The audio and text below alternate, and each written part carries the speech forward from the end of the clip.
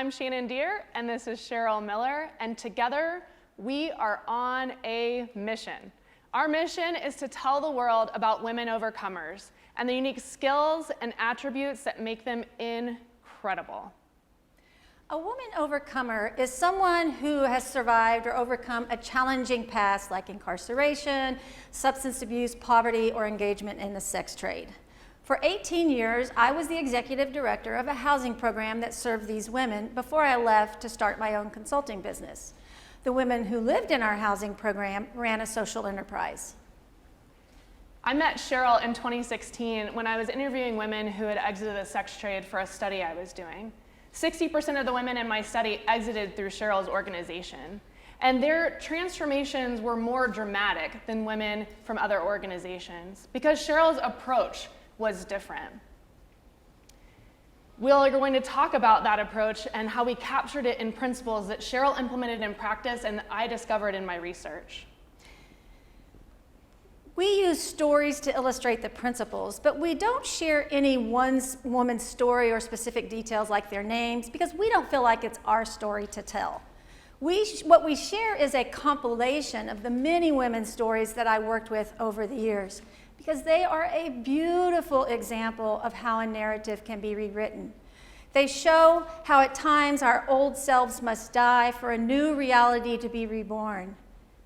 They show how we can go from a place of devastation and darkness to a place of hope and light.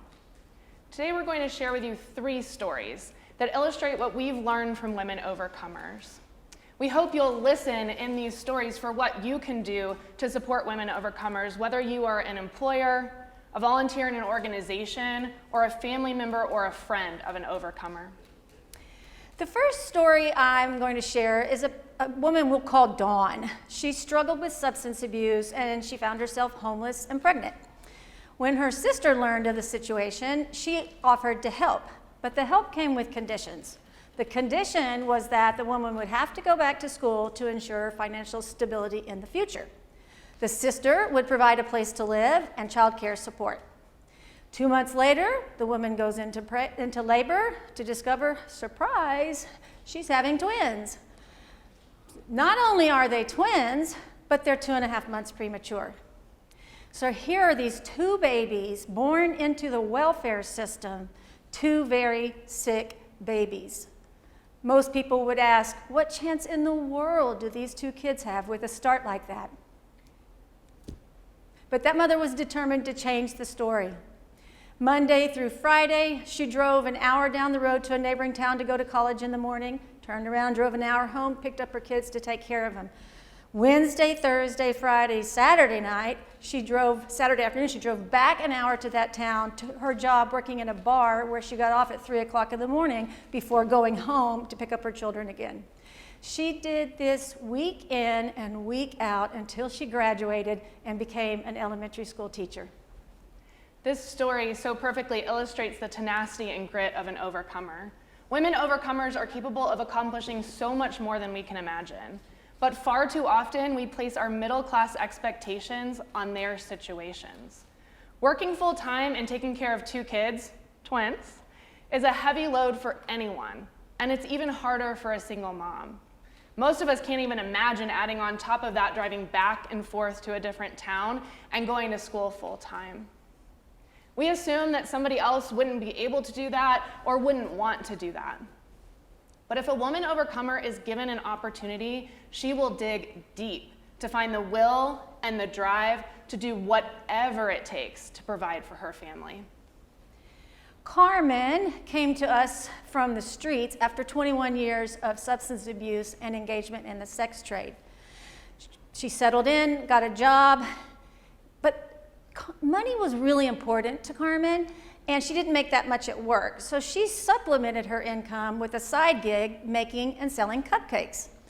At the housing program that I ran at that time, we had just launched a micro-lending program. Carmen became the first woman to get a loan. She was only 6 months sober from a 21-year crack addiction when we gave her a loan for $2,300 to launch Carmens Cupcakes. You can't get higher risk for a loan than that. But Carmen knew how to hustle from her times on the streets, and she also knew other skills like competition and supply and demand, and because of that, she was very successful. She also coached other women on how to write business plans and pitch their ideas to access capital. She became a role model for other women overcomers. Today, she is still sober, she is still in business, and she's still coaching other women overcomers in their entrepreneurial aspirations.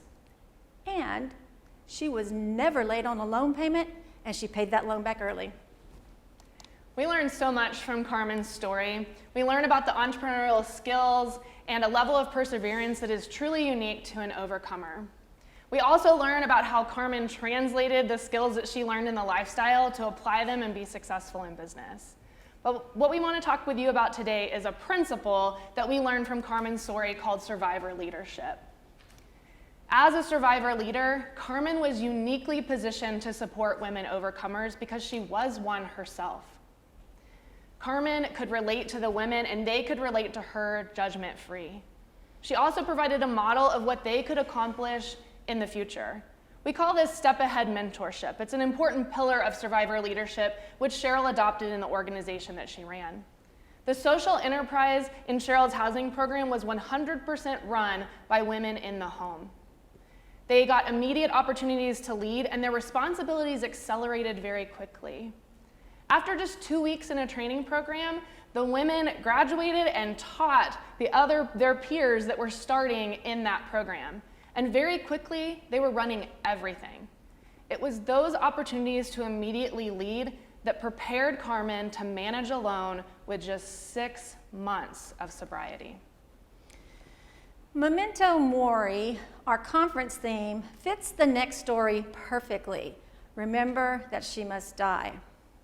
While I was at the housing program, I got this letter from a woman in the county jail. We'll call her Josie. Josie had been in our program before, but she left early because she just wasn't ready to change. So she went back to the streets, she went back to the drugs, and she went back to her pimp. When she was in the jail, she wrote that she knew that it was a mistake leaving because 2 months after leaving, she was stabbed in the neck during a drug deal gone bad. Now, you would think getting stabbed in the neck would be scary enough to make you want to leave that lifestyle, but that realization didn't happen for her until 3 weeks later when she was picked up on a possession charge. Because it was a minor charge, she was in the county jail, and that's where she was when she wrote the letter, begging to come back. Her words in the letter were, "Please, please, please, please let me come back. I don't think I can make it out there. I know if I go back to them streets, I will die, and I don't want to die." So she got out on probation, she came back into our program, and after a few weeks, she got her very first job working in the fast food industry. At 27 years old, it was her first real job. She was so proud of that job, and it changed everything for her. I knew Josie when she was younger, around 16, when I volunteered for a program working with teenagers, and she was a part of that. She is extremely dear to me. She once told me when she was homeless and on the streets that her favorite pastime was peeking in the windows of houses. Now, I'm not talking about the creepy kind of peeking in windows. She just liked looking in the windows of the homes as she walked by. She often wondered, what would it be like to live in a safe house with a nice family? What she didn't realize was in a few short months, that would be her reality exactly. Through her ability to get a job, she was able to maintain a house for her and her children. Today, she's still sober, she's still working, and she has an even nicer house in a safe neighborhood, providing for her daughters. The Josie I knew did die. Fortunately, it was not in a drug deal gone bad because a new Josie was reborn. Survivor is a credential. Survivors have skills that I don't have because they've had experiences that I haven't had. For example, they have resilience and resourcefulness in spades because they've survived things that would have led to death for many of us. They've fallen and they've gotten back up again. One of the women in Cheryl's organization was working with a business mentor. And the business mentor said, "Do you know what makes a great business owner?" And she said, in a really smart way, "Yes, it's preparing your financials, it's being innovative, it's hiring the right people." And he said, yeah, those things make for a good business. But what makes a great business owner is being able to fall flat on your face and get back up again over and over again. And she said, "Wait, I'm so good at that. That's my forte." And it's the forte of so many women overcomers who, in the falling and getting back up again, have built that resilience and resourcefulness. Much of what Cheryl and I do now is challenge businesses to hire women overcomers, not because it's the right thing to do, although it is, but because it's good for business. All of the skills that we've talked about today, the resilience and the resourcefulness, the entrepreneurial skills, the ability to hustle, the tenacity and the grit, those things we've found make women overcomers the most productive and loyal employees. I want to end with one last story. Well, actually, it's the end of the story. I want to go back to that woman who had the twins born into the welfare system and give you some specifics about where she is now. And I can do that. We said earlier that we don't give specific details about the women, but I can comfortably do that because that woman is me, Cheryl Dawn Miller. 34 years ago, I was that messed up young woman. It was my sister, Beverly Drost, who took me in. It was my little brown station wagon that was ripping and running up and down those roads to school and to college and to work. I look back on those early years and I think, how in the world did I survive that? But I did. And I look back at that woman in her little brown station wagon and I want to say, "You go, girl." Those babies that were born into the welfare system. This is Travis. That's hard to look at. Travis weighed 3 pounds when he was born. When he was little, he dreamed of being a pilot and going to the Air Force Academy, and he did just that. He was accepted into the United States Air Force Academy. While he was there, he was on the boxing team, which was his favorite sport. After graduation from the academy, he went on to pilot training, and he flew MC-12s in Afghanistan. Today, he is a major with a pending promotion to lieutenant colonel, and he's still a pilot in the United States Air Force. He is married and is the father of 2 of my grandchildren. And this is Danny. Danny weighed 3 pounds, 1 ounce when she was born. When she was little, she loved to play softball, and she dreamed of playing softball in college. Her senior year, she signed to play with the college of her dreams. She was the starting catcher for 3 years, and the following year, she stayed on that team as the assistant coach, and they went all the way and won the NCAA National Championship. That summer, she also learned that she was getting a full scholarship to graduate school, and 4 years later, she graduated with a dual degree, a Master of Social Work from Baylor University and a Master of Divinity from Truett Seminary. She is married and the mother of one of my grandsons, and she is also the executive director of a nonprofit working with domestic minor sex trafficking survivors, future women overcomers. Now, we hope you're inspired by what you heard today and that you're motivated to be a Beverly, whether that's walking alongside a woman overcomer or becoming a future potential employer of an overcomer.